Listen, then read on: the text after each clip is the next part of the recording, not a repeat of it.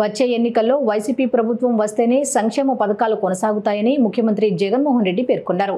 కోరుకొండలో నిర్వహించిన బహిరంగ సభలో ఆయన మాట్లాడారు. టీడీపీ అధినేత చంద్రబాబును నమ్మితే కొండచిలువ నోట్లో తలపెట్టినట్లేనని విమర్శించారు. ఇంటింటా అభివృద్ధి, సంక్షేమ పథకాలు కొనసాగాలంటే మళ్లీ వైసీపీ ప్రభుత్వాన్ని తీసుకురావాలని ప్రజలను కోరారు. మరో 6 రోజుల్లో జరగబోతా ఉంది కురుక్షేత్ర మహాసంగ్రామం. ఈ జరగబోయే ఈ ఎన్నికలు కేవలం ఎమ్మెల్యేలను, కేవలం ఎంపీలను ఎన్నుకునేందుకు మాత్రమే జరగబోతా ఉన్న ఎన్నికలు కానే కావు. ఈ జరగబోతా ఉన్న ఎన్నికలు రాబోయే 5 ఏళ్ల మీ ఇంటింటి అభివృద్ధిని, పథకాల కొనసాగింపును నిర్ణయించబోయే ఎన్నికలు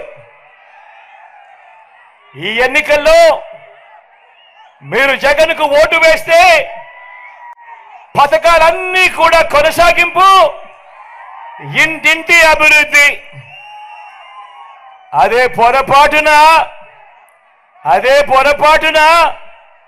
చంద్రబాబుకు ఓటు వేస్తే పథకాలన్నీ ముగింపు, మళ్ళీ మోసపోవటమే. చంద్రబాబును నమ్మటము అనంటే కొండ చిలువ నోట్లో తలబెట్టడమే అన్నది ప్రతి ఒక్కరూ కూడా జ్ఞాపకం పెట్టుకోమని కోరుతా ఉన్నా.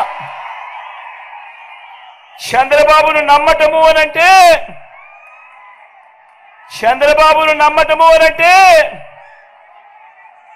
చంద్రముఖిని నిద్ర లేపటమే అన్నది ప్రతి ఒక్కరూ కూడా జ్ఞాపకం పెట్టుకోమని కోరుతా ఉన్నా.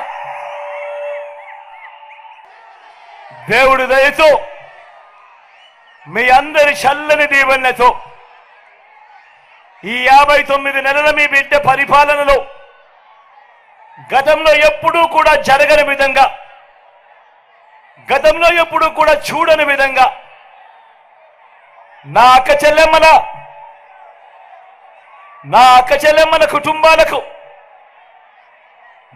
చెల్లెమ్మల కుటుంబాలకు వివిధ పథకాల ద్వారా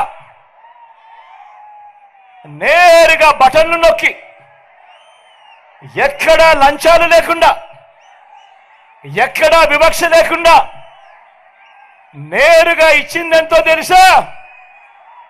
ఏకంగా 2,70,000 కోట్ల రూపాయలు. మళ్ళీ చెప్తా ఉన్నాను, రాష్ట్ర చరిత్రలో ఎప్పుడూ చూడని విధంగా ఏకంగా 2,70,000 కోట్ల రూపాయలు వివిధ పథకాల ద్వారా నా అక్క చెల్లెమ్మలకు మీ బిడ్డ బటన్ నొక్కడం, నేరుగా